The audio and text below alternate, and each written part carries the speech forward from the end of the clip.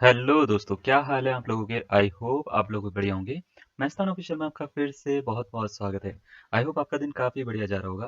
तो आज हम बात करें प्रोबेबिलिटी थ्योरी के एक और लेक्चर के बारे में। इससे पहले वाले लेक्चर में हमने कंडीशनल प्रोबेबिलिटी के बारे में थोड़ा सा डिस्कस करा था। अगर आपने जाके नहीं देखा है तो जल्दी से उस लेक्चर को पहले देख लीजिएगा। उसके बाद इस लेक्चर पे आइएगा। हमारे लेक्चर एक थ्रेड की तरह से काम करते हैं, यानी एक अगर आपको पीछे वाला आएगा तो ही आपको आगे वाला भी आएगा। ठीक है, तो उसको जल्दी से जाके देखिए अगर आपने नहीं देखा है तो। इससे पहले वाला पार्ट है, ठीक है, कंडीशनल प्रोबेबिलिटी। आज हम एक नए टॉपिक के ऊपर बात करने वाले हैं, यानी कंडीशनल प्रोबेबिलिटी से ही है। जैसे हम पढ़ते हैं तो हमारे को कुछ चीज़ें पता लगती हैं कि भाई ए बाई बी का मतलब क्या होता है, और एक इवेंट हो जाए तो उसके रिस्पेक्ट में दूसरे इवेंट की प्रोबेबिलिटी कैसे निकालते हैं। तो यहाँ पे एक दो रूल्स आते हैं जिससे कुछ नई थ्योरम्स बनती हैं। पहले रूल्स के ऊपर बात कर लेते हैं। एक होता है मल्टीप्लिकेशन थ्योरम। मल्टीप्लिकेशन थ्योरम या मल्टीप्लिकेशन रूल होता है एक प्रोबेबिलिटी में। क्या होता है ये थ्योरम दो तरह से लगती है, एक तो इंडिपेंडेंट इवेंट पे और एक डिपेंडेंट इवेंट पे। यानी मल्टीप्लिकेशन थ्योरम दोनों पे लगती है आपकी, तो इंडिपेंडेंट पे भी लगेगी और डिपेंडेंट पे भी लगेगी। ठीक है, तो अगर मान लेते हैं कोई दो इवेंट्स हैं, है ना, ए और बी दो इवेंट्स हैं और वो दोनों इंडिपेंडेंट इवेंट्स हैं, then the probability of simultaneous occurrence of A and B is equal to the product of their probability. ये आपको बोल रखा है। मल्टीप्लिकेशन थ्योरम कहती क्या है? मल्टीप्लिकेशन थ्योरम ये कहती है कि अगर मान लेते हैं अपने पास में दो इवेंट आ गए, है ना। ये थ्योरम बाकी चीजों से कैसे अलग है मैं थोड़ा समझाऊंगा इसको। सपोज करिए कि अगर मान लेते हैं अपने पास में दो इवेंट आ गए। दो इवेंट कुछ भी है, सपोज करो ए और बी है ना, ए और बी है। और आपसे बोल दिया जाता है कि इन दोनों के एक साथ होने की प्रोबेबिलिटी क्या है, साइमल्टेनियस अकरेंस। ये जो वर्ड दिख रहा है ना आपको, साइमल्टेनियस अकरेंस, इसका मीनिंग होता है इन दोनों के एक साथ होने की प्रोबेबिलिटी निकाल के बताइए। एक साथ होने की प्रोबेबिलिटी, इसका मीनिंग क्या है? इसका मीनिंग ये भी तो हो सकता है कि अगर दो इवेंट है, ये ए इवेंट है, ये बी इवेंट है, ए ये इवेंट है पूरा का पूरा, बी ये इवेंट है पूरा का पूरा, तो इन दोनों के एक साथ होने की प्रोबेबिलिटी यानी ए इंटरसेक्शन बी की प्रोबेबिलिटी अगर आपसे पूछ ली जाए, है ना, तो ये जो प्रोबेबिलिटी होती है इसको हम निकालते हैं मल्टीप्लिकेशन थ्योरम में। अब मल्टीप्लिकेशन थ्योरम में दो इवेंट हो, तीन इवेंट हो, चार इवेंट हो, कितने भी इवेंट्स की हम प्रोबेबिलिटी निकाल सकते हैं। तो अगर दो इवेंट है इंडिपेंडेंट है, इंडिपेंडेंट इवेंट में क्या होता है, अगर आपको दोनों के एक साथ होने की प्रोबेबिलिटी निकालनी है ए और बी की, यानी पी ए इंटरसेक्शन बी निकालना है, तो वो P A into P B के बराबर होता है। ये तो बहुत ही बेसिक सी डेफिनेशन है इंडिपेंडेंट इवेंट की। अगर सपोज करो ए बी सी की प्रोबेबिलिटी एक साथ होने की निकालनी है, तो इसको बोलते हैं P A into P B into P C. Suppose करो हमारे को ए बी सी डी ऐसे करके बहुत सारों की निकालनी है, A B C intersection D intersection and so on. तो इसका आंसर अगर मेरे को बनाना हो तो ये कुछ ऐसे बनेगा, P A into P B, है ना, इंटू पी सी, है ना, into P D and so on. आप इस तरीके से इसको पूरा का पूरा बना सकते हो। यानी अगर आपको इवेंट्स के होने की प्रोबेबिलिटी का एक साथ में होने की प्रोबेबिलिटी निकालनी है, तो एक्चुअल में होती कुछ नहीं है, वो हर प्रोबेबिलिटी के मल्टीपल के बराबर होती है। अब यहाँ से एक दो चीजें और समझ में आती है हमारे को। जैसे आपको ये लिख दिया हमने, है ना, ये लिख दिया। अब ये लिखने के बाद में होता क्या है, देखिए एक दो चीजें और बताते हैं। अगर आपसे प्रोबेबिलिटी पूछ ले वो, सपोज करिए कि पी ए और बी के ना होने की प्रोबेबिलिटी बताओ, ए के भी ना होने की, बी के भी ना होने की प्रोबेबिलिटी बताओ। तो इसका मतलब ये होता है कि ए के ना होने की प्रोबेबिलिटी इनटू बी के ना होने की प्रोबेबिलिटी के बारे में वो पूछ रहा है। इंडिपेंडेंट इवेंट्स के लिए बात कर रहे हैं भाई, अभी हम डिपेंडेंट के लिए बात नहीं कर रहे हैं। यानी हम इसको ना दो तरीके से पढ़ेंगे मल्टीप्लिकेशन थ्योरम को। इंडिपेंडेंट इवेंट में किस तरीके से करते हैं ये, और डिपेंडेंट इवेंट में किस तरीके से करते हैं ये। तो अभी हम बात करें इंडिपेंडेंट इवेंट्स की, यानी स्वतंत्र घटनाओं के ऊपर हम बात कर रहे हैं। अगर उनके ना होने की प्रोबेबिलिटी निकालनी हो तो P A bar into P B bar के बराबर होती है, जिसको मैं चाहूँ तो वन माइनस पी ए भी लिख सकता हूँ, वन माइनस पी ए भी लिख सकता हूँ, इंटू वन माइनस पी भी लिख सकता हूँ, वन माइनस पी बी ऐसे भी लिख सकता हूँ। तो ये होता है भैया P A bar into intersection B bar, यानी ए और बी के ना होने की प्रोबेबिलिटी क्या होगी, नाइदर ए नॉर बी हम इसको बोल सकते हैं। ठीक है, तो आपको क्या थोड़ी बहुत चीजें समझ में आ रही है कंडीशनल प्रोबेबिलिटी में, और या मतलब इंडिपेंडेंट इवेंट के केस में मल्टीप्लिकेशन थ्योरम कैसे लगती है। मल्टीप्लिकेशन थ्योरम का काम क्या है? मल्टीप्लिकेशन थ्योरम तब लगती है जब आपको साइमल्टेनियस अकरेंस के बारे में बात करें, वो एक से ज्यादा इवेंट्स के, यानी एक से ज्यादा इवेंट जो है वो एक ही टाइम पर हो रहे हैं अगर, और उनकी प्रोबेबिलिटी आपसे पूछ ली जाए। ठीक है, यानी मान लेते हैं ऐसा हो रहा है कि कुछ एक इवेंट हो रहा है ए, उसी टाइम पे बी भी हो रहा है, उसी टाइम पे सी भी हो रहा है, उसी टाइम पे डी भी हो रहा है। इन सबकी अगर प्रोबेबिलिटी आपको निकालनी है ए बी सी डी की, है ना, तो इन सबकी जो प्रोबेबिलिटी होती है उसको ही हम बोलते हैं भैया, उसको क्या बोलते हैं, मल्टीप्लिकेशन थ्योरम से हम उसको सॉल्व कर सकते हैं। यानी P A into P B into P C into P D इस तरीके से हम निकाल सकते हैं इंडिपेंडेंट इवेंट्स के लिए। अब आप बोलेंगे सर डिपेंडेंट इवेंट के लिए क्या होता है? डिपेंडेंट इवेंट के लिए बड़ा ईजी होता है, मैं आपको थोड़ा समझाता हूँ। जैसे सपोज करिए, इसको मैं हटा देता हूँ थोड़ा सा ना, पहले इंडिपेंडेंट के ऊपर हमने बात करी। अगर सपोज करिए अगर दो इवेंट्स जो है वो डिपेंडेंट है, फॉर डिपेंडेंट इवेंट्स, डिपेंडेंट, ठीक है, थोड़ा सा हैंडराइटिंग गंदी है, कोई बात नहीं, इवेंट्स आपको ये समझ में आ रहा है लिखा क्या है हमने, for dependent events. Dependent events के लिए होता क्या है कि अगर आपको पी ए बाई बी निकालना हो, जैसे मैं नॉर्मल सा इसका मीनिंग पूछूं तो आप बोलेंगे सर इसका मीनिंग होता है कि बी इवेंट हो चुका है और ए की प्रोबेबिलिटी निकालनी है। सर बी इवेंट हो चुका है, ए की प्रोबेबिलिटी हमारे को निकालनी है, तो इसको हम कुछ इस तरीके से लिखते थे, P A intersection B upon में पी बी लिखते थे, याद है, P A intersection B upon में पी बी लिखते थे। तो अगर मैं इसको इधर लेके चले जाऊं तो क्या मैं इसको पी ए इंटरसेक्शन बी की वैल्यू यहाँ से फाइंड आउट कर सकता हूँ? तो आप बोलेंगे यहाँ से निकल जाएगी। तो क्या निकलेगी? तो आप बोलेंगे सर ये निकलेगी P B into P A intersection B, A by B निकल जाएगी सर, है ना। तो कहने का मतलब क्या है कि मल्टीप्लिकेशन थ्योरम कुछ इस तरीके से काम करती है डिपेंडेंट इवेंट में। अगर मान लेते दो इवेंट के होने की प्रोबेबिलिटी निकालनी है एक साथ साइमल्टेनियस अकरेंस की, है ना, अगर निकालनी है तो आपको एक इवेंट की प्रोबेबिलिटी पता होनी चाहिए और ए बाई बी यानी उसका जो है आपको दो प्रोबेबिलिटी पता होनी चाहिए और दोनों के मल्टीपल के वो बराबर होती है। इसके ऊपर हम सेपरेटली अभी बात करने वाले हैं कि ये फॉर्मूला किस तरीके से जनरेट करते हैं, इसकी आप चिंता ना करिए। पहले हमारा जो टॉपिक होगा वो होगा डिपेंडेंट इवेंट, इंडिपेंडेंट इवेंट पे। इंडिपेंडेंट इवेंट पे हम कुछ क्वेश्चंस आपको करवाते हैं, पहले उसको पक्का करते हैं, उसके बाद हम डिपेंडेंट इवेंट की तरफ बढ़ते हैं। तो इतना क्लियर है आपको? अभी मैं इंडिपेंडेंट वाला पार्ट पूछ रहा हूँ आपसे, क्या आपको इतना पार्ट क्लियर हो गया? ठीक है, अगर आपको इतना पार्ट क्लियर हो गया तो हम एक क्वेश्चन इस बना के देखते हैं। जैसे सपोज करिए आपको बोल रखा है कि अ coin is tossed 3 times, what is the probability of getting all the 3 heads. ठीक है, एक कॉइन को 3 बार टॉस करा गया, इसकी क्या प्रोबेबिलिटी है कि तीनों के तीनों हेड आएंगे? 1/2 होती है, 1/8 होती है, 3/8 होती है, नन ऑफ दीज होती है। आपसे ही पूछ लिया गया 1/2, 1/8, है ना, 3/8 या नन ऑफ दीज। तो देखो इसको कैसे करेंगे, इसको करने का बेसिक तरीका क्या होता है? इसको करने का बेसिक तरीका ये है कि आपको देखो सॉल्यूशन में सबसे पहले कॉइन के, आपसे बोल रहा है कि एक कॉइन है उसको 3 बार टॉस करा गया, तो कॉइन पे हेड आने की प्रोबेबिलिटी क्या होगी? तीनों बार, है ना। तो तीनों बार अगर उसको हेड आने की प्रोबेबिलिटी होती है, पूछिए आपसे, तो एक बार बताओ एक बार हेड आने की प्रोबेबिलिटी क्या होगी, यानी फर्स्ट हेड आने की प्रोबेबिलिटी क्या होगी? तो प्रोबेबिलिटी ऑफ, ऐसे लिखो, प्रोबेबिलिटी ऑफ फर्स्ट हेड अगर मैं आपसे पूछता हूँ क्या होगी, तो आप बोलेंगे सर एक हेड आने की प्रोबेबिलिटी होती है 1/2। सही है या नहीं है? अच्छा, अगर मैं आपसे बोलता हूँ प्रोबेबिलिटी ऑफ सेकंड हेड बताओ, सेकंड हेड आने की, क्योंकि वो डिपेंडेंट तो है नहीं इवेंट, है ना, तो ये भी 1/2। प्रोबेबिलिटी ऑफ थर्ड हेड अगर मैं आपसे पूछूं ये कितनी होगी? HEAD, है ना, तो ये आप बोलोगे सर ये भी 1/2 है। सपोज करो मैं इसको PA बोल रहा हूँ, इसको प्रोबेबिलिटी ऑफ B बोल रहा हूँ और इसको प्रोबेबिलिटी ऑफ C बोल रहा हूँ मैं, मतलब ये PA, PB और PC है। तो प्रोबेबिलिटी तीनों के हेड आने की प्रोबेबिलिटी अगर आपसे पूछ रहा है तो इसका मतलब ये पूछ रहा है probability of A intersection B intersection C। तो अगर हम क्या करेंगे, मल्टीप्लिकेशन थ्योरम से इसको करते हैं। बाय मल्टीप्लिकेशन थ्योरम कैसे पता लगेगा? ये वाली थ्योरम यूज करनी है, तीनों इवेंट एक साथ में हो रहे होंगे। ठीक है, थोड़ा बहुत प्रोबेबिलिटी में ये दिक्कत होती है कि जब भी आप क्वेश्चन करते हो तो थोड़ा सा सोचना ज्यादा पड़ता है कि कौन सी चीज कब लगेगी, क्योंकि ये इतना पक्का नहीं होता। अगर कई बार ऐसा होता है कि तीनों इवेंट एक साथ में हो रहे हैं लेकिन वो मल्टीप्लिकेशन थ्योरम ना लगकर कुछ और थ्योरम लग जाती है, कुछ और रूल्स लग जाते हैं। तो आपको ये भी पक्का करना है कि ऑप्शन के हिसाब से कौन सा आंसर बन रहा है उसके हिसाब से आपको रखना पड़ता है। ठीक है, चलिए, तो जैसे पी ए कितना होगा तो ये होगा 1/2, पी बी कितना होगा 1/2, पी सी कितना होगा 1/2, तो इसका फाइनल आंसर कितना हो जाएगा 1/8 and this is the required probability. ठीक है, बात समझ में आ रही है किस तरीके से हमने निकाला? तो आपको मान लेते हैं अगर बोल दिया जाता है एक कॉइन को 3 बार टॉस करा जाता है तो what is the probability of getting all the 3 heads, यानी तीनों के तीनों 3 हेड आने की प्रोबेबिलिटी क्या होगी? तो आपको इसका मतलब क्या है, पहला दूसरा तीसरा तीनों में एंड लग रखा है। एंड का मतलब होता है इंटरसेक्शन, पहला भी हेड आना चाहिए एंड दूसरा भी हेड आना चाहिए एंड तीसरा भी हेड आना चाहिए। एंड का मतलब होता है इंटरसेक्शन। ठीक है, तो अगर ऐसा लग रखा है तो इसका मतलब ये होगा कि इसको अगर मैं मल्टीप्लिकेशन थ्योरम से करूंगा, तीनों इवेंट एक साथ में हो रहे हैं, तो P A into P B into P C के बराबर होगा। तो 1/2 इंटू 1/2 इंटू 1/2, टोटल आंसर कितना आ जाएगा 1/8। क्या आपको ये बात क्लियर हो रही है? अगर ये क्लियर हो रही है तो हम नेक्स्ट स्लाइड पे बढ़ जाते हैं। आई होप आपको ये समझ में आ रहा होगा, है ना, पक्का। अब जैसे एक क्वेश्चन आपको दे रखा है, क्वेश्चन में बोला गया है from a pack of 52 cards, 2 cards are drawn at random one after the other with replacement, what is the probability that both the cards are king.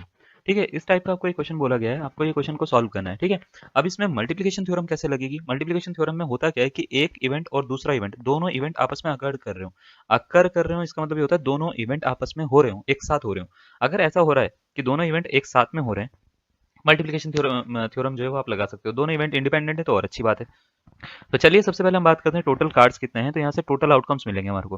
तो अगर मैं आपसे पूछूंगा टोटल आउटकम्स कितने हैं भैया, टोटल आउटकम्स, तो आप बोलेंगे sir total outcomes, total number of cards जो है वो 52 है ना, 52 हैं और इसमें से किंग निकाले गए हैं। तो किंग टोटल होते कितने, तो आप बोलेंगे सर जो किंग होते हैं वो 4 होते हैं, नंबर ऑफ किंग्स, किंग जो होते हैं वो 4 होते हैं। 52 में से 4 जो हैं वो किंग हैं। अब इसमें क्या हुआ है कि 2 किंग निकाले गए, 2 कार्ड निकाले गए, ठीक है, एक के बाद एक। तो अगर मैं आपसे पूछूंगा प्रोबेबिलिटी बता दो दोनों किंग की, यानी पहला वाला भी किंग होना चाहिए, दूसरा वाला भी किंग होना चाहिए। मैं इसको K1 इंटरसेक्शन K2 बोल रहा हूँ, तो क्या ये कुछ ऐसे बनेगा क्या, प्रोबेबिलिटी ऑफ K1, है ना, फिर प्लस, सॉरी प्लस नहीं, into into probability of K2 के बराबर, यस और नो, है ना। प्रोबेबिलिटी को मैं इसको P लिख देता हूँ, ज्यादा अच्छा लगेगा, है ना, सुंदर सा लगेगा दिखने में। तो अगर मेरे को इसको निकालना है तो प्रोबेबिलिटी ऑफ K1 यानी पहले वाले किंग की प्रोबेबिलिटी कितनी होगी, तो 4/52, 4 किंग होते हैं, 4 में से एक किंग आ गया, ठीक है। उसके बाद दूसरे वाले किंग की प्रोबेबिलिटी क्या होगी, तो ये होगी 4/52। अब 4 को 52 से डिवाइड करेंगे, 4 एकम 4, 13 चौक 52, 4 एकम 4, 13 चौक 52। तो ये 1/13 हो जाता है 1/169, यानी ऑप्शन नंबर सी इसका इस तरीके से करेक्ट आंसर आ जाएगा। समझ में आया? इस तरीके से जो है मल्टीप्लिकेशन थ्योरम आप इजीली लगा सकते हो। मल्टीप्लिकेशन थ्योरम में करना कुछ नहीं, बस खाली इस तरीके से कर देना। क्या ये 2 इवेंट्स के लिए होती है? नहीं नहीं, बहुत सारे इवेंट्स के लिए होती है, हम सबके लिए बताएंगे। देखो, इंडिपेंडेंट इवेंट्स में तो क्या नॉर्मल नॉर्मल मल्टीप्लाई है, डिपेंडेंट में अलग चीजें होती हैं। ठीक है, सबके ऊपर बात करेंगे। पहले इंडिपेंडेंट को थोड़ा सा और हम मतलब ये कर लेते हैं, क्या बोलते हैं उसको, ब्रश अप कर लेते हैं, है ना, और अच्छे से थोड़ा सा सीख लेते हैं। उसके बाद हम नेक्स्ट चीजों पे आएंगे। जैसे आपको बोल रखा है post the probability of A selection is 1/3, that of B's selection is 2/5, find the probability that only one of them will be selected। ठीक है, आपसे बोल रखा है कि भाई दो पोस्ट है। तो चलिए देखिए, जैसे एक क्वेश्चन आपको दे रखा है, क्वेश्चन में आपको बोला है the probability of solving a problem by A and B individually are 1/3 and 2/5 respectively, है ना। Then the probability that the problem is solved is, ठीक है, मतलब यहाँ पे दो लोग हैं, एक का नाम है ए, दूसरे का नाम है बी। एक जो है वो बहुत ही बढ़िया इंसान है, वो प्रॉब्लम या मतलब उसको कोई भी क्वेश्चन दे दो या प्रॉब्लम दे दो तो वो सॉल्व कर लेता है, लेकिन उसको सॉल्व करने में एक्यूरेसी कम है, उसकी प्रोबेबिलिटी 1/3 है। जबकि बी वो इंसान है, बी को कोई भी क्वेश्चन दो तो वो 2/5 की प्रोबेबिलिटी से उसको सॉल्व कर देता है, यानी 5 में से 2 प्रॉब्लम तो वो सॉल्व करके ही दे देगा आपको। ठीक है, अब आपसे बोला गया कि एक प्रोबेबिलिटी में एक प्रॉब्लम दी गई है ए और बी को, दोनों को, इसकी क्या प्रोबेबिलिटी है कि वो सॉल्व होगी। मतलब एक प्रॉब्लम यानी एक क्वेश्चन दिया गया दोनों को, इसकी क्या प्रोबेबिलिटी है कि क्वेश्चन सॉल्व हो गया है। आपको 4 ऑप्शन दे रखे हैं, 2/5, 3/5, 1/3 और 11/15। अब आपको करना क्या है, मैं आपको थोड़ा समझाता हूँ। इन चारों में से एक करेक्ट आंसर आपको निकालना है। You will have approximately 40 to 45 second to solve this question. ठीक है, 40 से 45 सेकंड में आपको इसका आंसर निकालना है, इससे बड़ा ये क्वेश्चन नहीं है, याद रखिएगा।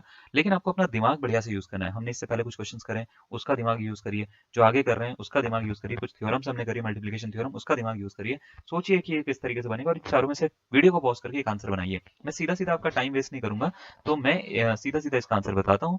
सॉल्यूशन हम इसका बताते हैं। सॉल्यूशन में आपको दे रखा है प्रोबेबिलिटी ए की सॉल्व करने की, ये दे रखी है 1/3, प्रोबेबिलिटी बी की दे रखी है क्वेश्चन सॉल्व करने की 2/5, है ना, ये दोनों गिवन है। अब आपसे ये बोला गया है कि प्रोबेबिलिटी बताइए कि अगर क्वेश्चन सॉल्व हो जाता है तो इसकी क्या प्रोबेबिलिटी है। अगर आपने इसका आंसर बोला है कि सर ये तो बहुत ही बच्चा क्वेश्चन है, आपका आंसर 2/15 आएगा, ऐसे बोला आपने, हा हा हा सर निकल गया 2/15, है ना, तो मैं बोलूंगा भैया गलत है ये आंसर, 2/15 गलत आंसर है। अगर आपने ये निकाला है तो जरा स्क्रीन पे फोकस करिए और देखिए जरा कि ये इतनी आसानी से ऐसे सॉल्व नहीं होगा। ठीक है, अगर कोई प्रॉब्लम सॉल्व हो जाती है, प्रॉब्लम मतलब एक तरह का क्वेश्चन, सपोज करिए दो लोग थे ए और बी, सपोज करिए ए मैं हूं बी आप हो, है ना, हम दोनों को एक क्वेश्चन दिया सॉल्व करने के लिए, और मेरी प्रोबेबिलिटी सॉल्व करने की 1/3 है और आपकी 2/5 है ना।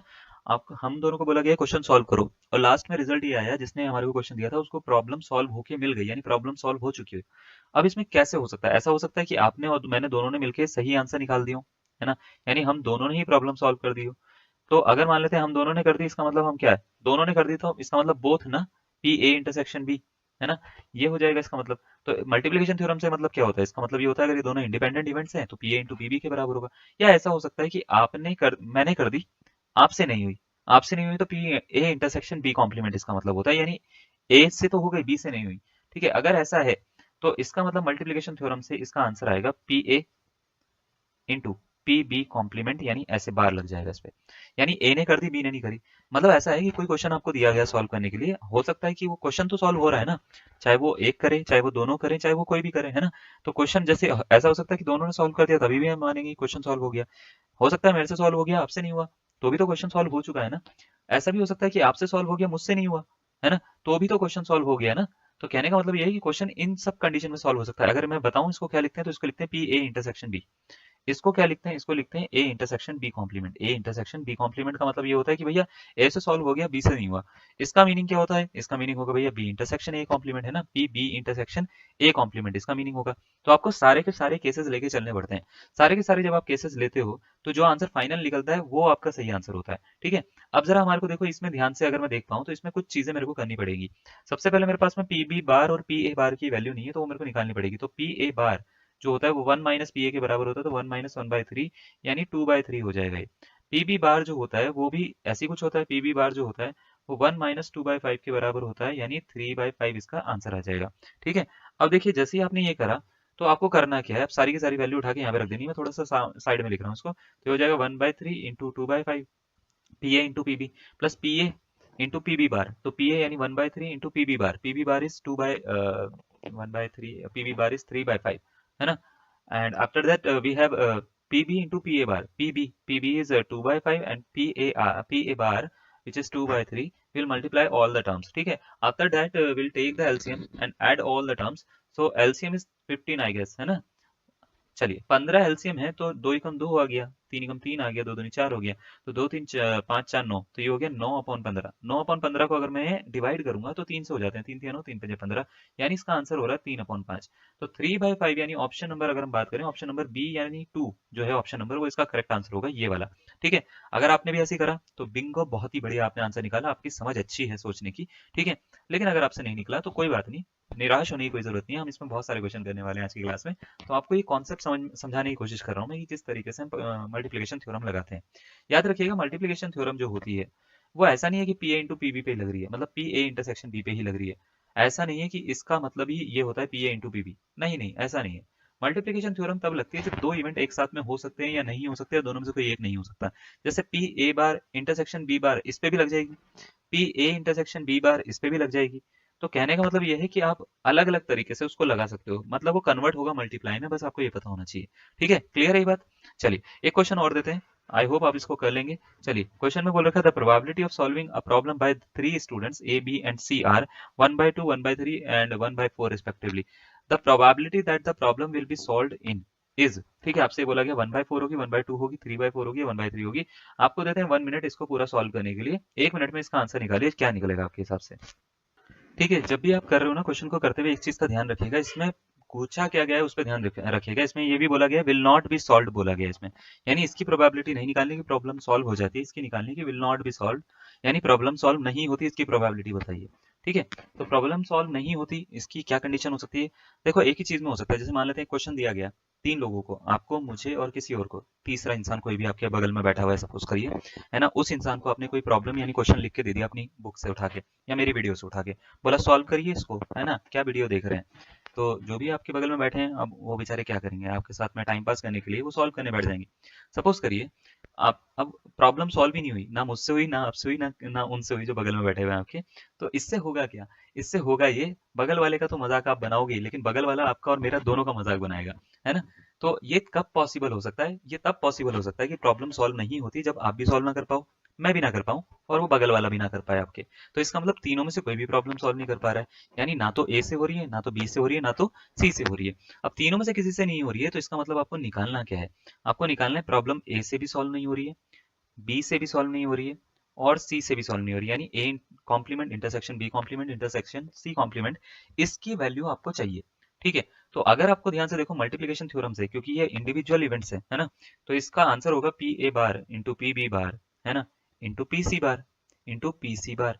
अब इसके लिए आपको 3 चीजें चाहिए, एक तो पी ए बार चाहिए, एक पीबी बार चाहिए, और एक पीसी बार चाहिए। बस आपको इतना करना है और आपकी जिंदगी जो है वो बिल्कुल स्वर्ग बन जाएगी, आपका आंसर सीधा सीधा निकल के आएगा। तो पी ए बार यहाँ से निकाल लेते हैं, ये होता है 1 - 1/2, दैट मीन्स 1/2। ठीक है, पीबी बार भी ऐसे निकाल लेते हैं, पीबी गिवन है भैया हमारे को 1/3, तो पीबी बार क्या हो जाएगा, पीबी बार हो जाएगा भैया 1 - 1/3 1 - 1/3 sorry, 1 - 1/3, this will be 2/3। And इसी तरीके से हम क्या करेंगे, पीसी हमारे को गिवन है that is 1/4, and we will find the value of PC bar, PC bar will be 1 - 1/4 that is 3/4, है ना। चलिए अब हम क्या करेंगे, will put all the values in this given expression और इक्वेशन, है ना, which is P A bar into PB bar into PC bar. So what will got, what will give, ये मिलेगा हमारे को, पी ए बार कितना था 1/2, आई थिंक पीबी बार है 2/3, और ये कितना है भैया 3/4, है ना, 3/4। तो ये आ गया, इससे कट हो गया, इससे कट हो गया भैया, मिला 1/4, 1/4 यानी ऑप्शन नंबर ए, यानी फर्स्ट ऑप्शन इसका करेक्ट आंसर है। अगर आपने यही निकाला तो बहुत ही बढ़िया, नहीं निकाला तो कैसे नहीं निकला, देखिए आप क्या हुआ है कि दिक्कत, है ना। क्लियर आ रही है बात, समझ में आ रही है, कैसे कर रहे हैं, क्या कर रहे हैं, क्यों कर रहे हैं, सब समझ में आ रहा है ना। थोड़ा थोड़ा ना ये टॉपिक डीप जाने लगेगा, डेंस होने लगेगा, तो आपको ना चीजें बतानी चाहिए। अभी हमने कॉम्बिनेशन स्टार्ट नहीं करा, इसमें इसमें कॉम्बिनेशन भी आएगा भाई, है ना, बहुत सारी चीजें आएंगी, बहुत अलग अलग चीजें आएंगी, तो आपको मजा आएगा उसमें, ऐसी बात नहीं है। ठीक है, मैं कोशिश करूंगा कि आपको मजा दूं, ठीक है है ना, तो थोड़ा बहुत आप भी मैनेज करिएगा इसको ना। चलिए नेक्स्ट जरा हम देख लेते हैं मल्टीप्लिकेशन थ्योरम पे ही एक और question. An unbiased die is tossed twice, then find the probability of getting a 4 5 और 6 on the first toss and 1 2 3 और 4 ऑन द सेकंड टॉस। ठीक है, को बोला गया है कि एक अनबायस्ड डाई है हमारे पास में, अनबायस्ड डाई का मतलब होता है नॉर्मल डाई है अपने पास में, मतलब डाई कुछ ऐसा नहीं है, स्पेशल वाला डाई नहीं है, नॉर्मल सा डाई है अपने पास में, जैसा 6 का होता है, 1 से लेके 6 तक उसमें डिजिट होते हैं। तो अगर आपको याद हो तो जब भी हम डाई को लिखते थे तो उसमें सैंपल स्पेस में 1 से लेके 6 तक सारे के सारे नंबर होते हैं, है ना, 1 2 3 4 5 6, ये आपको दे रखे हैं नंबर। अब आपको बोला गया इसको ना 2 बार फेंका गया, इसको क्या बार 2 बार फेंका गया, तो सैंपल स्पेस इसका चेंज हो जाएगा, ऑब्वियस सी बात है। 2 बार अगर किसी को फेंका जाता है डाई को अगर 2 बार फेंका जाता है तो उसके सैंपल स्पेस में क्या क्या आ सकता है, वो हम उसके हिसाब से कर लेंगे। वैसे तो इसमें 2 बार फेंका गया, उसके बाद क्या बोल रखा है, find the probability of getting a 4 5 और 6 on the first toss and the अच्छा एंड 1 2 3 और 4 ऑन द सेकंड टॉस, मतलब 2 बार अलग अलग फेंका गया। फर्स्ट टॉस पर उसने 4 5 6 की प्रोबेबिलिटी पूछी है और सेकंड टॉस पर आपसे पूछी 1 2 3 4 की प्रोबेबिलिटी। यानी अगर मैं आपसे नॉर्मल सा बोलूं कि अपने पास में एक डाई है, मैं सैंपल स्पेस वापस यही बना रहा हूँ 1 2 3 4 5 6, ठीक है, और आपसे बोला गया है कि इसको ना 2 बार फेंका गया। पहली बार जब फेंका गया, सपोज करो मैं उसको ए से डिनोट कर रहा हूँ, तो इसमें ए इवेंट जो है, ए इवेंट बोल रखा है इसमें 4 5 6 आना है। ए इवेंट क्या है, 4 5 या 6 आना है, इसकी प्रोबेबिलिटी हमारे को निकालनी है, ठीक है। बी इवेंट जो है वो है 1 2 3 या 4 में से कुछ आना है, ठीक है, इसकी प्रोबेबिलिटी निकालनी है। और इन दोनों को फर्स्ट टॉस और सेकंड टॉस, ठीक है, इसमें हमारे को बताना है पहले टॉस में ये आना चाहिए, सेकंड टॉस में ये आना चाहिए, इसकी प्रोबेबिलिटी क्या है। अब देखो जरा जरा इस टाइप का अगर क्वेश्चन आ जाता तो आप इसको कैसे सॉल्व करोगे, ठीक है, जल्दी बनाइए इसको। 4 ऑप्शन आपको दे रखे हैं, ठीक है, 40 सेकंड ले लीजिए, चार चार ऑप्शन में से कोई ना कोई ऑप्शन बना लेंगे आप, है ना, 1/4 2/3 3/4 1/3, जल्दी बनाइएगा। तो चलिए, आई होप आपने आंसर बना लिया होगा इसका। अब मैं सीधा सीधा सॉल्यूशन दे देता हूँ इसका, है ना, कि किस तरीके से सॉल्व होगा। देखिए जैसे आपको ये क्वेश्चन दे रखा है, क्वेश्चन में आपको ये बोला गया है कि भैया पहले टॉस पर क्या आना चाहिए 4 5 6 और दूसरे टॉस पर क्या आना चाहिए 1 2 3 4 आना चाहिए। तो यानी ये इवेंट और ये इवेंट एक साथ में होने चाहिए, मतलब पहला इवेंट और दूसरा इवेंट एक साथ में होना चाहिए, पहला इवेंट और दूसरा इवेंट एक साथ। का मीनिंग ये नहीं है कि एक साथ हो रहा है, एक साथ का मीनिंग ये है कि ये दोनों इवेंट कहीं पे आकर अकर कर रहे होंगे, ठीक है। अकर कर रहे होंगे तो इसका मतलब ये पूछ रहा है ए इंटरसेक्शन बी बताओ, ठीक है।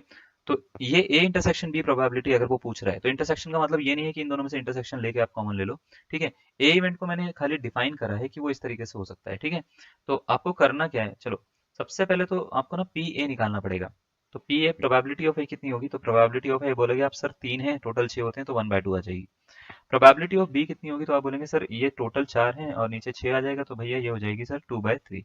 अब आपसे पूछ रहा है कि प्रोबेबिलिटी ए और बी अकर करने की प्रोबेबिलिटी बताओ, यानी पहले वाले पे ये आना चाहिए, दूसरे वाले पे ये आना चाहिए, यानी दोनों इवेंट होने चाहिए। ये वाला इवेंट भी होना चाहिए, ये वाला इवेंट भी होना चाहिए, तो दोनों इवेंट होने चाहिए, तो इसका मतलब ये होगा कि भाई पी ए इंटू पी भी लिखना पड़ेगा। पी ए इंटू पी भी लिखेंगे तो 1/2 की मल्टीप्लाई करेंगे 2/3 से, ठीक है। जैसे ही मल्टीप्लाई करा इसको कट करा 1/3 इसका आंसर आ गया। अगर आपने इतना दिमाग लगाया है और आपका ऑप्शन नंबर 4 इसका करेक्ट आंसर आया है तो बहुत ही बढ़िया, नहीं आया तो फिर देखो जरा क्या आपने गड़बड़ कर दी, ठीक है। अब थोड़ा सा प्रीवियस क्वेश्चन पे आ जाए, क्या समझ में आ रहा है इतना, इसका स्क्रीनशॉट ले लो, ठीक है ना। चलो, तो ठीक है, आपको इसके लिए जितना टाइम लेना है आप टाइम लीजिए। एक क्वेश्चन मैं एक और आपके साथ में शेयर कर रहा हूँ। क्वेश्चन जो है वो हिंदी में है, कोई दिक्कत वाली बात तो नहीं है ना, है ना। जब आप हिंदी वाले इंग्लिश में पढ़ते हैं तो इंग्लिश वाले थोड़ा सा हिंदी में भी एक दो क्वेश्चन कर सकते हैं। क्वेश्चन में ये बोला गया है, एक परीक्षण में एक सिक्के को 3 बार उछाला जाता है, जिसमें 2 बार हेड्स शीर्ष प्राप्त होता है, यानी जिसको हम चित्त बोलते हैं वैसे ना, हिंदी में शीर्ष भी नहीं बोलते, चित्त बोलते हैं हम, चित्त चोर वाला चित्त, ठीक है। तो चित्त प्राप्त होता है, यदि इसी परीक्षण को 3 बार दोहराया जाए तो सफलता ना प्राप्त होने की प्रायिकता किसके बराबर होगी। 7/8 का होल क्यूब, 5/8 का होल क्यूब या 1/8 का होल क्यूब या कोई नहीं इनमें से, ठीक है। आपको देंगे 1 मिनट का पूरा टाइम। 1 मिनट का क्यों, क्योंकि आपको सोचने में टाइम लगेगा, आपको सैंपल स्पेस बनाने में भी टाइम लगेगा। लीजिए अपना टाइम और वीडियो पॉज करके इसको सॉल्व करिएगा बढ़िया से, जल्दी से, ठीक है। हम इसका सॉल्यूशन बनाते हैं जल्दी से। क्वेश्चन में क्या बोल रखा है, एक परीक्षण में एक सिक्के को 3 बार उछाला गया। अगर किसी भी कॉइन को 3 बार उछालते हो तो टोटल सैंपल स्पेस में कितने एलिमेंट आते हैं, तो आप बोलेंगे सर 2 की पावर n फॉर्मूला होता था। तो टोटल आउटकम्स का फॉर्मूला पता है ना। टोटल आउटकम्स का जो फॉर्मूला होता है वो होता है 2 की पावर n, है ना। तो 2 की पावर n यानी 2 की पावर 3 यानी कितना 8 आ गया। अगर 8 आ गया सिक्के के लिए 2 की पावर n फॉर्मूला होता है, 8 अगर आ गया तो इसका सैंपल स्पेस क्या बनेगा, तो आप बोलेंगे सर एच एच एच बन जाएगा, है ना। थोड़ा साफ सुथरा करके लिख लेते हैं इसको, है ना, रुक जाओ। एच एच एच बन जाएगा, एच एच एच बन जाएगा, फिर या तो टी टी टी आ सकता है, या तो एच टी एच आ सकता है, या तो टी एच टी आ सकता है, या तो एच एच टी आ सकता है, ठीक है, या तो T H H H T H H आ सकता है, सॉरी, है ना। या और क्या आ सकता है, 1 2 3 4 5 6 6 बने ना अपने, और या तो टी टी एच आ सकता है, या तो एच टी टी आ सकता है ना। तो ये 8 टोटल आउटकम्स बन सकते हैं अपने। अब ये 8 बने हैं तो आपसे ये बोला गया कि भाई इस सिक्के में 2 बार हेड आया है, ठीक है, 2 बार हेड आने को मैं ऐसे बोल रहा हूँ, मान लेते हैं पी एच बोल रहा हूँ, प्रोबेबिलिटी ऑफ 2 बार हेड आने की प्रोबेबिलिटी। ठीक है, 2 बार हेड आने की प्रोबेबिलिटी को पी एच बोल रहा हूँ मैं। तो ये प्रोबेबिलिटी 2 बार हेड आने की जो है वो देखो कहाँ कहाँ पे मिलेगी आपको, number of favourable outcomes count करना है सबसे पहले। तो 1 2 और कहाँ पे आ रहा है, 3 प्लेसेस पे 2 बार हेड आ रहा है, तो 3 आ गया फेवरेबल आउटकम। टोटल कितने हैं, 8। तो 2 बार हेड आ जाता है। अगर इसी परीक्षण को 3 बार दोहराया जाता है तो सफलता ना प्राप्त होने की प्रायिकता पूछ रहा है वो आपसे। यानी पहली बार भी हेड ना आए, दूसरी बार भी हेड ना आए, और तीसरी बार भी हेड ना आए, ये आपसे पूछ रहा है। तो भैया इसके लिए आपको फॉर्मूला पता होना चाहिए, होता है पी एच बार इंटू पी एच बार, है ना। मतलब पहली, मतलब सपोज करो मैं इसको H1 बोल रहा हूँ, इसको H2 बोल रहा हूँ, इसको H3 बोल रहा हूँ, तो पी एच वन बार, पी एच टू बार, है ना, और P H two H three बार, आपको इस तरीके से समझना पड़ेगा। ठीक है, और H1 H2 H3 बराबर है, यही H1 है, यही H2 है, यही H3 है, सपोज करो। तो पी एच बार की वैल्यू कितनी मिल जाएगी आपको। ठीक है, लिखने में ज्यादा स्पेस तो ना लगाऊं, 1 - 3/8, तो ये 5/8 मिल जाएगी। तो क्या मेरे को ऐसा कुछ मिलेगा क्या, 5/8 ये मिला, तो 5/8 इंटू 5/8 इंटू 5/8 है ना, इंटू 5/8, तो 5 5 5, तो 5 का क्यूब हो गया, तो 5/8 का होल क्यूब बन जाएगा क्या। तो आप बोलेंगे हाँ सर बन रहा है, तो ऑप्शन नंबर कौन सा है इसका, सी इसका करेक्ट आंसर हो जाएगा। अगर आपने ऑप्शन नंबर सी पे दिमाग लगाया था, बहुत ही बढ़िया बात। आपको समझ में नहीं आया तो भैया इस तरीके से करना है। और अगर आपको मान लेते हैं आपने सही आंसर नहीं निकाला, तो देखिए आपका आंसर ये होगा। क्लियर है, तो मैंने तीनों चीजें बताई, आपको समझ में नहीं आया तो ऐसे करना है। ठीक है, अगर आपने ऑप्शन नंबर 3 लगाया तो बहुत बढ़िया दिमाग चल रहा है आपका। 2005 में टीजीटी में ये क्वेश्चन आया था, प्रीवियस ईयर क्वेश्चन है, अच्छा क्वेश्चन है। ठीक है, इसके बाद भी एक और क्वेश्चन दे रहे हैं आपको, उसको सॉल्व करना है, बताना है कि इसका कौन सा करेक्ट आंसर होगा। इसको हम स्क्रीन से हटा देते हैं पहले। ठीक है, उसके बाद एक और क्वेश्चन ये वाला दे देते हैं आपको। बहुत ही इजी क्वेश्चन है, पीजीटी 2010 में पूछा गया था, आपसे पूछा ये गया था कि भैया A and B are two independent sets, then probability of A complement intersection B क्या होगी, आपसे ये पूछा गया है। समुच्चय ए और बी स्वतंत्र समुच्चय हैं, सेट्स हैं, यानी इंडिपेंडेंट सेट्स हैं।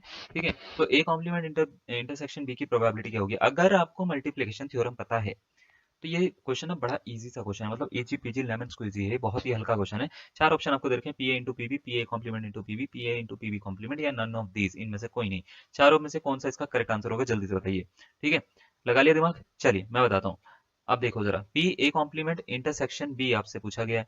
मुझे पता है ये दोनों कैसे इवेंट है, इंडिपेंडेंट इवेंट है। तो मल्टीप्लिकेशन थ्योरम क्या कहती है, इसका आंसर होगा P A complement into PB के बराबर, यानी कौन सा ऑप्शन, हाँ जी बिल्कुल सही, ऑप्शन नंबर बी इसका करेक्ट आंसर हो जाएगा। और इतना इजी क्वेश्चन था ये, इजी बिल्कुल जिसको बोलते हैं ना, हलवा क्वेश्चन था ये हमारे लिए, है ना। तो अगर हमने मल्टीप्लिकेशन थ्योरम पढ़ी, हमारे लिए तो बहुत ही इजी है ये क्वेश्चन। बस याद रखिएगा, मल्टीप्लिकेशन थ्योरम जो इंडिपेंडेंट इवेंट्स में होती है, वो होता क्या है कि अगर आपको इंडिपेंडेंट इवेंट्स दे रखे हैं तो इंटरसेक्शन कभी भी पूछा जाए, है ना, यानी सबके अकरेंस की प्रोबेबिलिटी पूछी जाए एक साथ में, तो आपको मल्टीप्लाई कर देनी है, बस इंडिविजुअल प्रोबेबिलिटी को मल्टीप्लाई करना है, आपका आंसर आ जाएगा। आई होप आपको 3 4 5 6 क्वेश्चन हमने करवाए, इनमें आपको कॉन्सेप्ट क्लियर हुआ होगा मल्टीप्लिकेशन थ्योरम का, है ना, कि हम किस तरीके से लेके चल रहे हैं इसको। तो अगर आपको ये क्लियर हुआ है, चलिए अगर आपको इतना समझ में आ गया है, तो अगर हम बात करें यही चीज डिपेंडेंट इवेंट्स के बारे में, है ना। अगर आपको मल्टीप्लिकेशन थ्योरम सॉल्व करनी है और मल्टीप्लिकेशन थ्योरम लगानी है डिपेंडेंट इवेंट्स में, यहाँ पे एक क्वेश्चन दे रखा है, क्वेश्चन को हम बाद में डिस्कस करेंगे, पहले थ्योरम को डिस्कस करेंगे हम। थ्योरम क्या है और उसके बारे में थोड़ा सा हम बात करेंगे। तो मल्टीप्लिकेशन थ्योरम कहती क्या है डिपेंडेंट इवेंट्स के लिए, देखो एक नया पेज मैंने ले लिया, for dependent events, dependent events. अब डिपेंडेंट इवेंट्स होते क्या है, देखो डिपेंडेंट इवेंट्स ऐसा होते हैं कि भैया अगर मान लेते हैं एक इवेंट के होने से दूसरे पर उसका इन्फ्लुएंस हो रहा है ना। अगर मान लेते हैं एक इवेंट कोई भी हो रहा है, उससे होने से क्या हो रहा है कि दूसरे इवेंट मतलब बिल्कुल उस पर इफेक्ट पड़ रहा है, एक इवेंट का होने दूसरे इवेंट पर निर्भर कर रहा है, तो ऐसे इवेंट्स को बोलते हैं हम डिपेंडेंट इवेंट। तो होता क्या है कि यहाँ पे कुछ इस तरीके से लिखा जाता है, पी ए बाई बी इसको करके कुछ, है ना।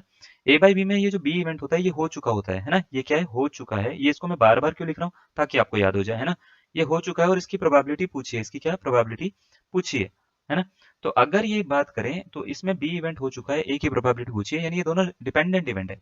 अगर ये डिपेंडेंट इवेंट है तो इसका मतलब इसको कुछ इस तरीके से लिखा जा सकता है, A intersection B probability of upon probability of B के बराबर इसको लिखा जा सकता है। अब अगर मैं इस पी बी को इधर शिफ्ट कर दूं, सपोज करिए इधर मैंने शिफ्ट कर दिया, तो ये कुछ ऐसे बन जाएगा, पी ए बाई बी का जो फॉर्मूला बनेगा पी ए इंटरसेक्शन बी की फॉर्म में कुछ इस तरीके से बन जाएगा, P A intersection B is equal to P A by B, है ना, इंटू पी बी बन जाएगा क्या। तो आप बोलेंगे हाँ सर बन जाएगा। ये दो इवेंट्स के लिए होने की प्रोबेबिलिटी है, अगर मान लेते हैं एक दूसरे पे डिपेंड कर रहा है ना, एक इवेंट पहला वाला दूसरे वाले इवेंट पे डिपेंड कर रहा है, तो इसकी रिस्पेक्ट में अगर दोनों इवेंट के होने की प्रोबेबिलिटी निकालनी हो, यानी इंटरसेक्शन की प्रोबेबिलिटी निकालनी हो, तो उसको निकालने का जो तरीका होता है वो होता है P A by B into P B. अब होता क्या है कि यहाँ पे सपोज करिए बहुत सारे इवेंट्स आ गए, है ना, एक इवेंट ना आकर यहाँ पे बहुत सारे इवेंट्स आ गए, यानी A1 A2 A3 ऐसे बहुत सारे इवेंट्स आ गए। तब यहाँ पे फॉर्मूला जो है वो थोड़ा सा चेंज हो जाता है। फॉर्मूला कैसे चेंज हो जाता है, सपोज करिए कि आपके पास में सपोज हम कुछ इसको ना एक स्टेटमेंट के तरीके से लिख लेते हैं, जो थ्योरम है थ्योरम ही के तरीके से मैं लिख लेता हूँ। सपोज ऐसे है कि A1 है, A2 है, ये A1 है, A2 है, A3 है, ऐसे कर करके मेरे पास में एक तक इवेंट्स है, बहुत सारे इवेंट्स है मेरे पास में। एक तक मतलब मेरे पास में इवेंट है, और इस तरीके से इवेंट है, याद रखिएगा कि इनमें से कोई भी जो है वो जीरो इवेंट नहीं है। मतलब इन सबकी जो प्रोबेबिलिटी है, probability of A1, probability of A2, है ना, ऐसे कर करके मैं किसकी भी प्रोबेबिलिटी निकाल रहा हूँ तो नॉन जीरो है सबकी प्रोबेबिलिटी। अगर ये नॉन जीरो है इनकी प्रोबेबिलिटी, ठीक है, और मैं इस तरीके से भी समझ सकता हूँ कि अगर ये है और ये कंडीशन ये सेटिस्फाई कर रहे हैं, मान लेते हैं कि इनका जो इंटरसेक्शन है, इंटरसेक्शन यानी सारी प्रोबेबिलिटी का, मैं सपोज करूँ मैं एक एक्सपेंशन ले रहा हूँ i इक्वल टू 1 से लेके n तक, ए आई तक मैं निकाल रहा हूँ सपोज करिए इसकी प्रोबेबिलिटी ना, और ये सारी की सारी ग्रेटर देन जीरो निकल रही है। मतलब नॉन जीरो का मतलब ग्रेटर देन जीरो है ना, ग्रेटर देन जीरो है इनकी सबकी प्रोबेबिलिटी इंटरसेक्शन के केस में, ठीक है। तो इस केस में होता क्या है, इस केस में ये होता है, देखो इसी को ना मैंने खोल के ऐसे लिखा हुआ है, ठीक है, इसी को मैंने खोल के क्या ऐसे लिख रखा है ऊपर, ठीक है। तो अगर इस तरीके का है तो अगर मेरे को तब उस केस में probability of A1 intersection A2 intersection A3 intersection ऐसे निकालनी पड़े, कहाँ तक, ए के तक। अगर मेरे को निकालनी पड़े तो इसका जो फॉर्मूला होता है वो सीधा सीधा इसका बेसिक सा फॉर्मूला होता है। आप P A1 से स्टार्ट करिए, फिर आप क्या करोगे, A1 के बाद में क्या है भैया आपका, जैसे A2 है ना, तो आप A2 बाई A1 कर दोगे इसको, जैसे B बाई A करा था आपने या A बाई B करा था आपने, है ना, तो A2 बाई A1 कर दोगे। लेकिन क्योंकि बहुत सारे हैं तो ये सबके सब मल्टीप्लाई में जाएंगे। अब ये तीसरा वाला जो आएगा, तीसरा वाला आएगा PA3 bye A1 intersection A2 आएगा, ये बात याद रखिएगा।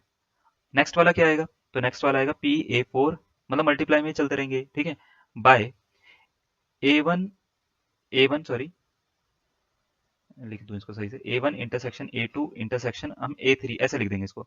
तो कहने का मतलब क्या है, जैसे मैं इसको आगे आगे आगे तक लेके जाता रहूंगा तो आप क्या चीज नोटिस कर रहे हो कि जब हम इस फॉर्मूले को बना रहे हैं तो इस फॉर्मूले में क्या हो रहा है, पहले तो नॉर्मल प्रोबेबिलिटी हमने PA1 लिखी, फिर A2 बाई A1 लिखी, उसके बाद हमारे को A3 by A1 intersection A2 करना हमारे को पड़ेगा, उसके बाद A4 upon A1 intersection A2 intersection A3 करना पड़ेगा। तो अगर मैं इसको लेके चलता रहूं चलता रहूं चलता रहूं तो इसमें हो क्या रहा है, कितनी टर्म्स तक हम कम इंटरसेक्शन लगा रहे हैं। तो अगर आप बोलेंगे सर यहाँ पे 3 टर्म्स है तो मैं यहाँ पे 2 लगा रहा हूँ, है ना, यहाँ पे 4 टर्म्स है तो मैं 3 लगा रहा हूँ। अगर मेरे को इसके आगे निकालना हो, जैसे 5 निकालना हो, जैसे प्रोबेबिलिटी ऑफ A5, है ना, तो यहाँ पे कितना आएगा, A1 से लेके कहाँ तक आएगा, A4 तक आएगा, A2 intersection A3 intersection A4। तो अगर मैं सपोज करूँ इसी चीज को ऐसे ना लिखकर मैं इसको एक के टर्म्स तक बना लूँ इस पूरे के पूरे फॉर्मूले को, तो क्या ये कुछ इस तरीके से बनेगा कि प्रोबेबिलिटी ऑफ ए के, है ना, क्योंकि के हमारे पास में इवेंट्स हैं इस समय, तो अपॉन में कितना आएगा, तो आप बोलेंगे सर अपॉन में यहाँ पे आएगा A1 से लेके A1 इंटरसेक्शन A2 इंटरसेक्शन ऐसे and so on intersection AK-1 तक सर आपके पास में आ जाएगा, है ना। तो ये जो आता है ना, ये होते हैं जब इवेंट्स जो होते हैं वो डिपेंडेंट होते हैं। तो ये जो फॉर्मूला बनता है ये बनता है आपका डिपेंडेंट इवेंट्स के लिए मल्टीप्लिकेशन थ्योरम का फॉर्मूला। अब इसमें एक चीज और भी होती है कि जब हम इन सबका यूनियन करते हैं तो वो कंप्लीट प्रोबेबिलिटी यानी सैंपल स्पेस के बराबर आ जाता है। यानी P1 ये है, सपोज करो इसकी होने की प्रोबेबिलिटी, P2 ये है ना, ये P3 है, दिस इज P3, ऐसे करते करते हमारे पास में बहुत सारे इवेंट और Pk तक हमारे पास में प्रोबेबिलिटी है। तो इन सबका जब मैं यूनियन लूंगा ना बहुत सारे इवेंट्स का, तो वो सैंपल स्पेस बनेगा। तो अगर इस कंडीशन को सेटिस्फाई करते हैं, है ना, इस कंडीशन को सेटिस्फाई करते हैं कि इन सब प्रोबेबिलिटीज का यूनियन सैंपल स्पेस यानी 1 है ना, सैंपल स्पेस की प्रोबेबिलिटी यानी 1 है, और इन सब का इंटरसेक्शन जो है वो कुछ इस तरीके से लिखा जा सकता है, तो ये जो होते हैं मल्टीप्लिकेशन थ्योरम को सेटिस्फाई करेंगे। क्लियर है ये बात। अब देखिए हमने क्या करा था इससे पहले ना, 2 इवेंट्स के लिए करा था, तो 2 इवेंट्स के लिए जब करा था तो वो समझना बड़ा आसान था। तो अगर मैं डायरेक्ट ये वाली थ्योरम लिखूंगा आपके समझ में तो बिल्कुल नहीं आएगी। तो ये आई कैसे, वो 2 इवेंट से ही आई है, लेकिन इसको करने का तरीका और इसको बनाने का तरीका थोड़ा सा अलग है ना। इसमें बस इस चीज पे आप फोकस करिएगा, जैसे ही 2 से ज्यादा इवेंट पे हम बढ़ते हैं तो यहाँ पे चीजें चेंज होनी शुरू हो जाती है। याद रखिएगा ये तभी लगता है जब इन सबका इंटरसेक्शन ग्रेटर देन जीरो आ जाए। अगर ग्रेटर देन जीरो आती है इनकी इंटरसेक्शन की प्रोबेबिलिटी, है ना, तो अगर ये ग्रेटर देन जीरो आती है तो हम पूरा का पूरा इसको इस तरीके से कर सकते हैं, नॉन जीरो भी बोल सकते हैं हम इसको ना, ठीक है। अगर ये आती है नॉन जीरो इवेंट्स के लिए तो हम इसको पूरा का पूरा बना सकते हैं। याद रखिएगा PA1 A2 A3 A4 A5 ये सारे के सारे नॉन जीरो इवेंट्स होंगे, तभी वो सैंपल स्पेस का जो इंटरसेक्शन होगा, मतलब इंटरसेक्शन जो होगा वो नॉन एम्प्टी आएगा उसका। इसी वजह से हम इसको नॉन जीरो इवेंट्स के लिए लगाते हैं। क्लियर है। अब जरा इसमें एक क्वेश्चन हमने यहाँ पे लिखा था, इस क्वेश्चन को हम जरा दिखा देते हैं दोबारा से। आपको बोल रखा है कि एक बैग है, अ bag contains 10 white and 5 black balls. Two balls are drawn at random, one after the other without replacement.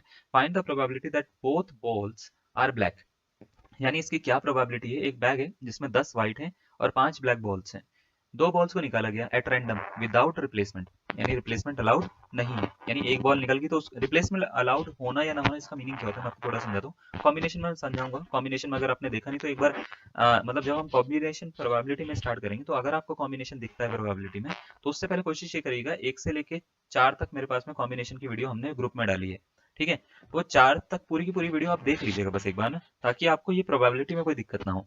अब आपको ये बोल रखा है जब भी रिप्लेसमेंट अलाउड नहीं होती तो इसका मीनिंग मैं आपको थोड़ा समझाता हूँ। सपोज करिए अपने पास में एक बैग है, ठीक है, ये बैग है, दिस इज आवर बैग, ठीक है। इसमें जो है वो 10 व्हाइट बॉल हैं और 5 जो है वो ब्लैक बॉल्स हैं। अगर कोई बॉल इसमें से निकाल दी ये रही बॉल निकाल दी, रिप्लेसमेंट अलाउड नहीं है तो इसका मीनिंग ये होता है कि अब ये बॉल इसके अंदर नहीं डल सकती, अब वापस नहीं डलेगी। रिप्लेसमेंट अलाउड होती है तो इसका मतलब ये होता है निकाल के वापस डाल दो, ठीक है। तो होता क्या है, ये दोनों वर्ड्स पे डिपेंड करता है कि आपको रिप्लेसमेंट अलाउड बोला है या विदाउट रिप्लेसमेंट बोला है, ठीक है। तो अगर आपने के पास में एक बैग है उसमें भैया इतनी इतनी बॉल्स हैं, तो बताइए कि दोनों बॉल्स के रेड आने की प्रोबेबिलिटी क्या होगी अगर एक के बाद एक निकाली जाती है तो इसका मतलब क्या है, पहली बॉल भी ब्लैक होनी चाहिए, सॉरी, और दूसरी बॉल भी क्या होनी चाहिए, ब्लैक होनी चाहिए। दोनों बॉल के ब्लैक आने की प्रोबेबिलिटी निकालनी है। तो इसका मतलब आपको निकालनी क्या है, पहली वाली ब्लैक, है ना, इंटरसेक्शन दूसरी वाली ब्लैक, ये दोनों निकालनी पड़ेगी। तो इसमें लगेगी तो मल्टीप्लिकेशन थ्योरम ही ना, है ना।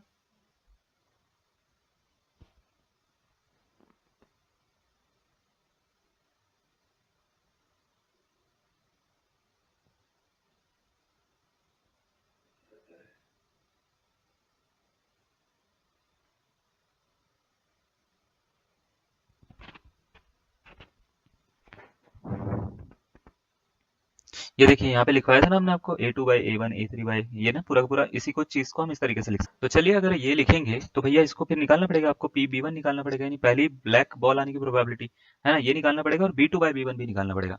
तो देखो इसका सॉल्यूशन कैसे करेंगे हम। सबसे पहले तो हम PB1 निकाल लेते हैं, यानी हमारे पास में जो बॉल्स हैं 10 व्हाइट हैं 5 ब्लैक हैं, है ना। तो टोटल बॉल्स कितनी होगी, टोटल बॉल्स हैं हमारे पास में 15। टोटल बॉल्स कितनी है भाई, 15, है ना, 15 है। इसमें से ब्लैक जो है वो अपने पास में है 5, और व्हाइट कितनी है, व्हाइट है भाई अपने पास में 10, ठीक है। तो पहली बॉल ब्लैक होने की प्रोबेबिलिटी बताओ जरा क्या होगी, तो आप बोलेंगे सर 5/15 हो जाएगी सर, है ना, 5/15 यानी 5 एकम 5, 5 तिया 15, 1/3 इसका आंसर हो जाएगा। अब इसका B2/B1 का मतलब क्या है, इसका मतलब ये है कि पहली बॉल अगर ब्लैक निकल गई तो इसकी रिस्पेक्ट में दूसरी बॉल ब्लैक आने की प्रोबेबिलिटी क्या है।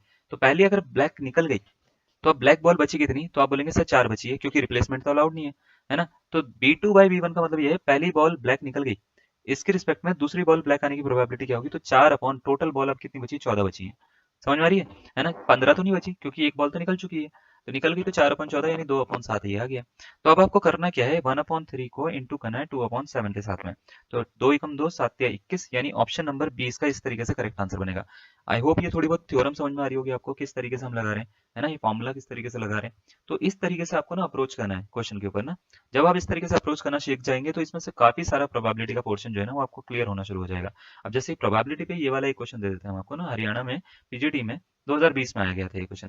बोला गया था एन अर्न, अर्न का मतलब होता है कलश, कलश या थैला भी बोल देते हैं इसको, कलश तो नहीं बोलते वैसे हिंदी में, थैला बोलते हैं इसको, है ना।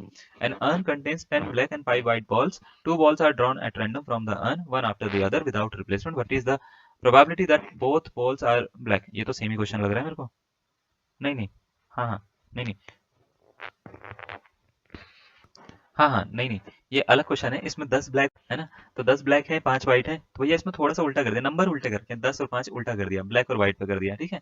तो आपको बताना है इसका भी कौन सा आंसर आ रहा है, 2/7, 3/7, 4/7 या 5/7। वीडियो को करिए पॉज, जल्दी से बनाइए आंसर और बताइए सर जी ये आंसर आ रहा है, ठीक है। तो सबसे पहले तो ब्लैक बॉल्स काउंट कर लेते हैं भैया, ब्लैक जो है बॉल्स वो है भैया अपने पास में 10, है ना। व्हाइट कितनी है, तो व्हाइट है 5। टोटल कितनी है, तो टोटल है हमारे पास में कितनी, 15, ठीक है, 15 बॉल्स हैं टोटल।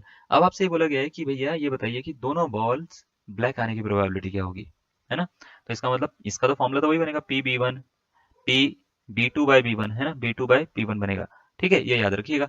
अब ये वाला फॉर्मूला बनेगा तो PB1 सबसे पहला काम मेरा निकालना, PB1 का मतलब पहली बॉल ब्लैक आने की प्रोबेबिलिटी बताओ जरा, 10 थी, है ना, डिवाइड करेंगे 15 से, तो 5 दूनी 10, 5 तिया 15, तो 2/3, ठीक है। चलो B2/B1 का मतलब क्या होता है, B2/B1 का मतलब ये होता है पहली ब्लैक निकल गई, अब बची कितनी ब्लैक, उसमें से एक और ब्लैक निकालने की प्रोबेबिलिटी बताओ, सेकंड वाली ब्लैक, है ना।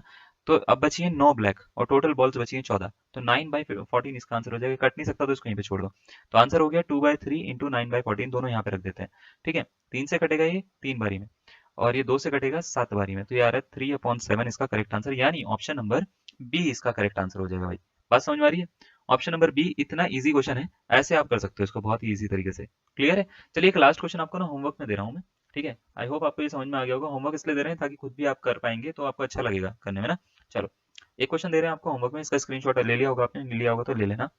आपको बोल रखा है person draws a card from a pack of playing cards, playing cards यानी 52 कार्ड्स की बात हो रही है, replaces it and shuffle the pack, the continuous doing, the continuous, अच्छा ही कंटिन्यूअस होगा मेरे हिसाब से, he continue doing this until he shows a spades, the chance that he will fail the first two times is, ठीक है।